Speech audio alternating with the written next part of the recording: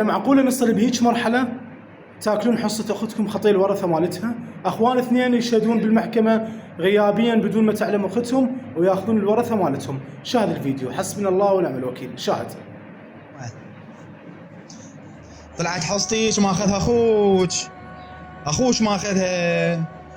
خوش طلع اخوش ماخذها، مسجل الحصة باسمه. افتهمتي؟ مسجل الحصة باسمه، ماخذ الحصة مالتك مسجلها باسمه. وصاع الشاهد اخوك الثاني حسام، صاع الشاهد علي. خوش بين الحصة انت موهبة لهم للجزمة، انت متنازلة لهم عن الحصة مالتك؟ انت متنازلة لهم؟ ليش تسووا ليش هم اخذوك جبرا عليك غصبا عليك؟ ضربوك بالنعال واخذوك؟